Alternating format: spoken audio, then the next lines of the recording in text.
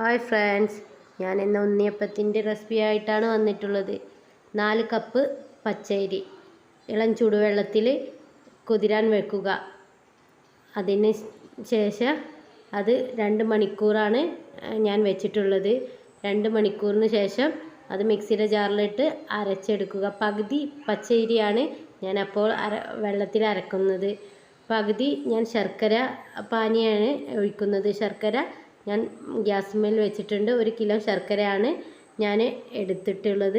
ആ ശർക്കര നല്ല മെൽറ്റായി വരുമ്പോൾ അതിലേക്ക് അരി പകുതി അരി ഉണ്ടല്ലോ അത് ഒഴിച്ച് ഞാൻ അതിലാണ് ബാക്കി അരി അരച്ചെടുക്കുന്നത്. ആ ശർക്കര പാനിയിലേക്കാണ് ഞാൻ അരി അരക്കുന്നത്. നന്നായി അരച്ചതിന് ശേഷം അതിലേക്ക് 1 കപ്പ് മൈദ, 1 കപ്പ് റവ ഞാൻ ഇടുന്നത്.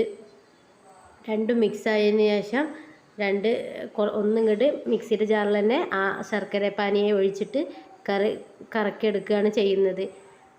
എന്നിട്ട് അത് നന്നായി മിക്സ് ആയതിന് ശേഷം 1 മണിക്കൂർ ഞാൻ റെസ്റ്റ് ഇടാൻ വെക്കുന്നുണ്ടത്.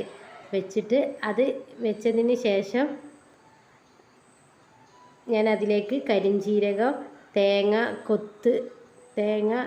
കൊത്തും കരിഞ്ജീരകവും മിക്സ് ആക്കിയിട്ടിട്ട് നന്നായിട്ട് ജോയിൻ്റാക്കി മിക്സ് ആക്കിയിട്ട് വെക്കുകയാണ്.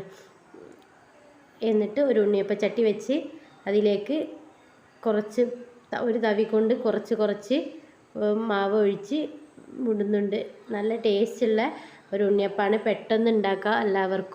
എല്ലാവരും ഒന്ന് ട്രൈ ചെയ്ത് നോക്കുക. ഉണ്ണിയപ്പം ഉണ്ടാക്കി നോക്കുക.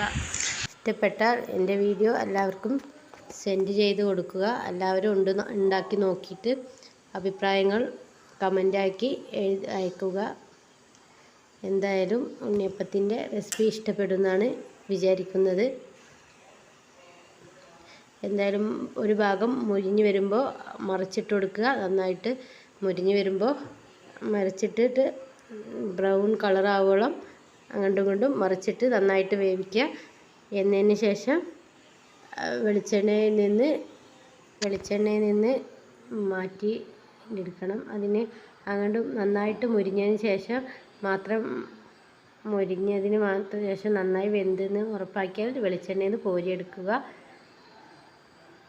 നന്നായിട്ട് മുരിഞ്ഞതിന് ശേഷം മാത്രമാണ് എടുത്തിട്ടുള്ളത്. വീഡിയോ നിങ്ങൾക്ക് ഇഷ്ടപ്പെടുമെന്ന് വിചാരിക്കുന്നു. നിങ്ങളെൻ്റെ വീഡിയോ സബ്സ്ക്രൈബ് ചെയ്യുക, ലൈക്ക് ചെയ്യുക. പുതിയ വീഡിയോയുമായി ഞാൻ വീണ്ടും വരാം. അതുവരെ ബൈ.